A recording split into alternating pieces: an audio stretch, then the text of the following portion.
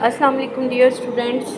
कल मैंने आपको केस 1 पढ़ाया था टेंशन इन स्ट्रिंग के लिहाज से। जब एक पुली से दो मासिस जो हैं वो वर्टिकली हैंग हुए हों, ठीक है, यानी दोनों वर्टिकली मूव कर रहे हों, तो उस वक्त एक्सेलरेशन की ए की, जी की और टी की क्या वैल्यूज़ होती हैं ये हमने मालूम की थी। आज है हमारे पास केस 2 जिसके अंदर हमारे पास दो बॉडीज़ हैं, ठीक है, और वो हमने एक स्ट्रिंग के साथ टाई कर दिए और मास बी जो है उसको टेबल पे रखा, टेबल के एंड पे पुली थी, हमने इसको धागे से या स्ट्रिंग से रस्सी से बांधा, वो रस्सी गुजारी पुली के ऊपर से, उसके साथ मास ए को भी बांध दिया, बॉडी ए को बांध दिया। अब जो इसका वेट नीचे की तरफ, ठीक है, और इसके वेट को हम W2 कहते हैं। और फार्मूला आपको हमेशा से ये याद रखना है फ़िज़िक्स में, क्योंकि वेट एक फ़ोर्स होती है, ठीक है, वेट एक फ़ोर्स होती है। मैं इसका आपको बता देती हूँ, वेट जो है ये एक फ़ोर्स के इक्वल है, ठीक है, और फोर्स किसके इक्वल होती है? MA के। तो आप वेट को भी MA के इक्वल लिख सकते हो। लेकिन बेटा क्योंकि वेट जो होता है किसी भी जिस्म का, उसको ज़मीन अपनी तरफ खींचती है, तो उसका एक्सेलरेशन जो है उसको हम G से लिखते हैं, तो इसलिए W = mg।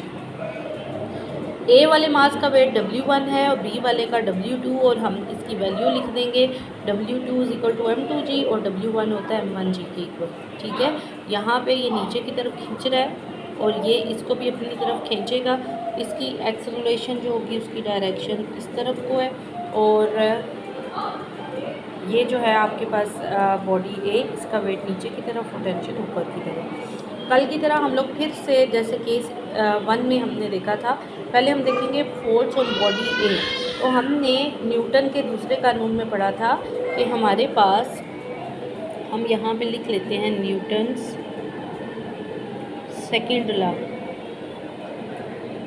According to Newton's second law F = ma होता है, ठीक है। तो हमारे पास चूँकि इस बॉडी पे दो फोर्सेस लग रही हैं, एक नीचे की तरफ एक ऊपर की तरफ, हम पहले वो फोर्स लिखेंगे जिस तरफ ये मूव कर रहा है। तो ये किस तरफ मूव कर रहा है? नीचे की तरफ, ठीक है।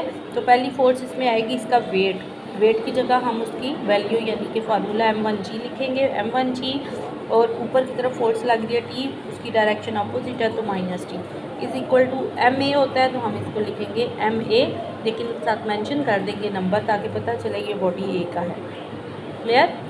अब मज़े की बात ये है कि फोर्स ऑन बॉडी बी जब हम निकालेंगे ना, ये बहुत सिंपल होगा, क्योंकि इसके ऊपर वेट तो लग ही नहीं रहा। वजह क्या है? क्योंकि इसको सपोर्ट हासिल है टेबल की, ये टेबल पे पड़ा हुआ है ना, इसका नीचे की तरफ वेट नहीं जा रहा, क्योंकि टेबल नॉर्मल रिएक्शन दे रहा है, इसको ऊपर की तरफ उठा रहा है। तो वेट और नॉर्मल रिएक्शन R दोनों बराबर हैं, तो ये एक दूसरे को कैंसिल कर देंगे, मतलब ये इसको कैंसिल कर देगा। तो इसलिए ये वाली फोर्स तो ख़त्म हो गई।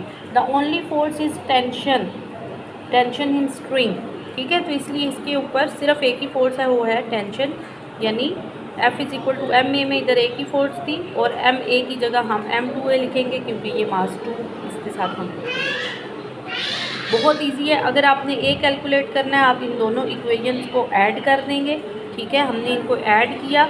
ऐड करने का रूल ये होता है कि इक्वेशन की लेफ़्ट साइड को लेफ़्ट में, राइट को राइट में ऐड करते हैं, ठीक है। तो हम क्या करेंगे? m1g - t + t, m1a + m2a, ठीक है, ये हमने इनको ऐड किया।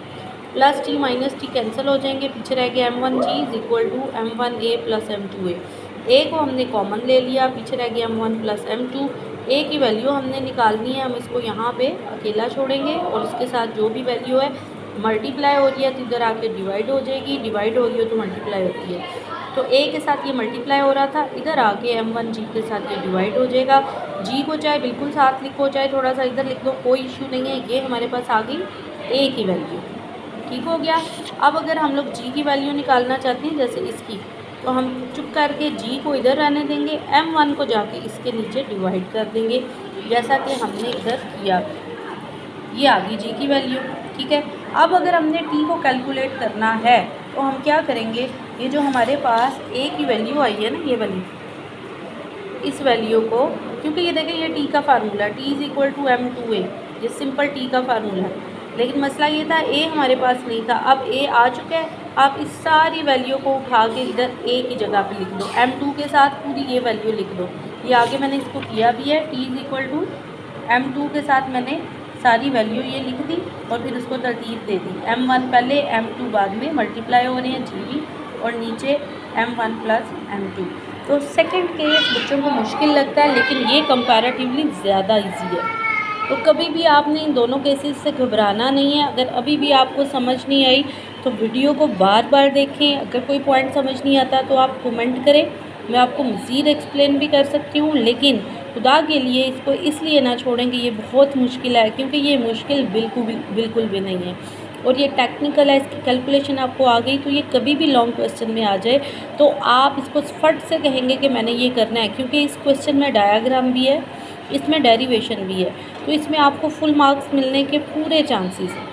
तो आपने इसको बिल्कुल भी स्किप नहीं करना, आपने इसको लाजमी एंड तक देखना है, इसको समझना है और इसकी बार बार प्रैक्टिस करनी है, सो दैट आपको ये बहुत अच्छी तरह से आ जाए।